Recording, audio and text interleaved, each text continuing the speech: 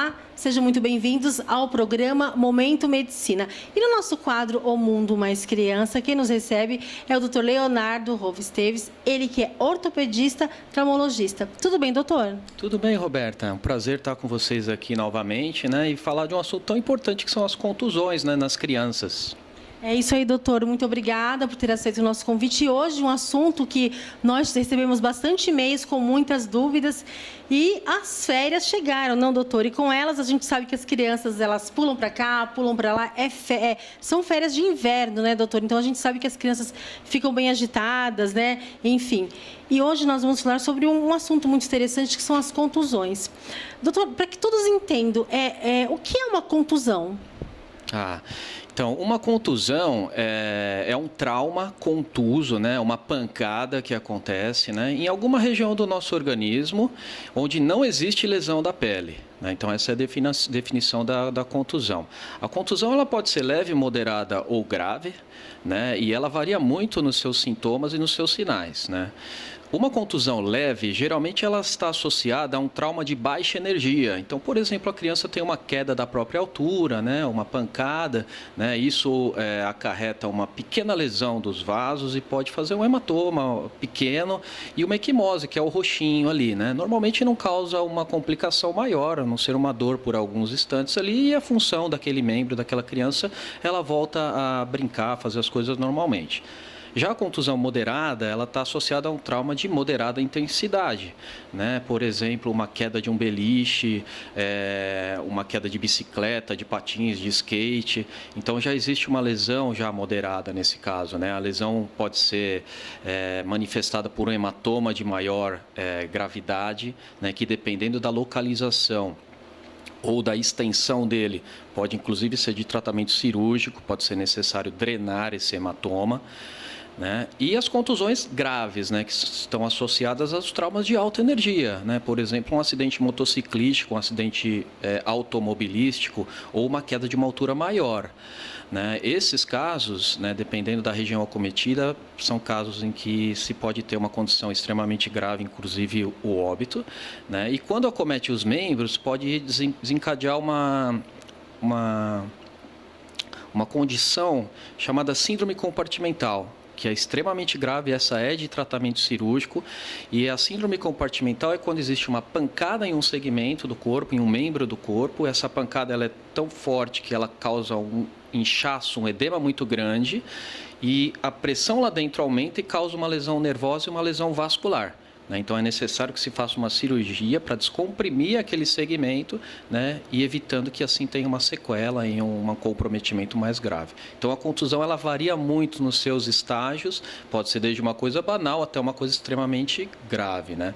E quando na cabeça, né, também é uma condição que pode ser grave, pode causar um sangramento intracraniano, né, e também pode ser bem grave, inclusive levando ao óbito da criança. Então, é uma coisa que a gente tem que sempre ter atenção.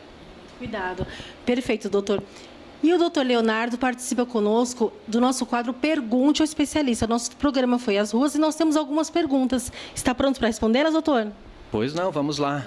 Doutor, por que devemos passar gelo no local da contusão? Muito bem, obrigado pela sua pergunta, Cristiane. É uma pergunta bem interessante e bem frequente, né? Nossas avós já falavam isso, né? Menino, corre, pega o gelo que bateu aqui, né? E normalmente as avós acertam, e dessa vez elas também estão corretas, né? O gelo, a princípio, ele tem uma ação analgésica, ele ajuda no controle da dor, né? E o gelo, ele causa uma vasoconstrição local. O que é isso? O vaso que está naquela região, ele fica contraído. Com isso, a circulação sanguínea fica um pouco mais dificultada e inibe-se o processo inflamatório, né? Então, os mediadores químicos que começam o processo inflamatório, que vão gerar dor, rubor, calor e até perda de função quando é um trauma mais grave, isso vai ser inibido pelo gelo, tá? É importante colocar que o gelo ele deve ser utilizado de 15 a 20 minutos. Não é necessário e não vai adiantar usar mais do que 20 minutos, porque ele vai agir só durante esse período mesmo. Depois desse tempo, ele não vai ter mais benefício. Então, não precisa ficar horas ali no gelo quando teve alguma contusão. Tá? 15, 20 minutos é suficiente, mas ele é eficaz e ele age por este mecanismo. Doutor, se a criança vomitar após a queda, é necessário procurar imediatamente um pronto-socorro? Andréia, obrigado pela sua pergunta também. É uma pergunta já também frequente e causa dúvidas nos pais, né? Então, acredito que você queira se referir aos traumas da cabeça, né? Que esses que podem ocasionar o vômito. O vômito, ele pode ser um sinal de gravidade, de hipertensão intracraniana, um sangramento lá dentro da cabeça, né, que acaba se manifestando com um sintoma de vômito. Então, sim, né, se a criança apresentar vômito após uma queda com contusão na cabeça, é necessário que ele seja avaliado por um médico, tenha uma avaliação mais criteriosa. Em alguns casos é necessário até a realização de exames complementares, como uma radiografia do crânio ou uma tomografia do crânio. Então, essa criança ela merece uma avaliação mais criteriosa, sim. Nós temos que ficar atentos com sinais, né? Existem vários sinais neurológicos que podem acontecer após uma queda, após uma contusão na cabeça. Então, se a criança tiver desmaio, se a criança mudar o seu ritmo, ela ficar irritada ou ficar muito quietinha, se ela tiver algum sangramento no nariz ou no ouvido, se ela tiver vômito, se a forma que a criança mudar, né, de uma maneira geral, se tiver alguma alteração da visão também, são sinais de gravidade e deve ser procurado sim o atendimento médico. As primeiras 6 a 8 horas, são as horas mais importantes, onde se deve estar mais atento, tá? Mas existem casos aí de meses após trauma onde tem uma manifestação, que é muito menos comum, é raro, né? Mas pode acontecer também. Doutor, por que não devemos deixar a criança dormir quando bate a cabeça? Obrigado também, Adiel, pela sua pergunta. Também é uma coisa que as avós também falavam, né? Não deixe ele dormir, né? Bateu a cabeça aqui, né?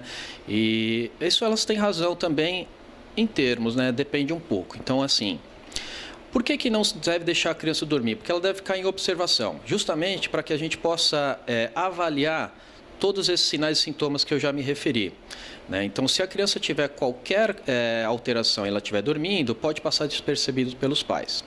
E isso pode se tornar uma coisa grave, né? Então, se a criança bateu a cabeça de manhãzinha, é óbvio que a gente consegue acompanhar, deixar ela acordada e observar de uma maneira mais eficaz.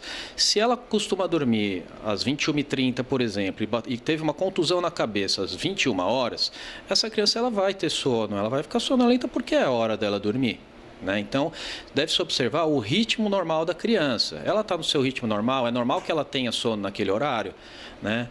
A gente não precisa deixar necessariamente a criança acordada todo esse tempo, mas o que é importantíssimo e deve ser feito é que um adulto observe, principalmente nas primeiras 6 a 8 horas, que são o período onde podem acontecer as principais complicações e onde elas são mais frequentes, né? O adulto estando observando e vendo que ela não tem nenhum comprometimento maior, ela não vomitou, ela não desmaiou, ela não teve uma convulsão, ela não ficou irritada, ela não ficou quietinha demais, não mudou o ritmo dela, né? É um quadro leve, né? E deve ser conduzido de uma maneira mais tranquila.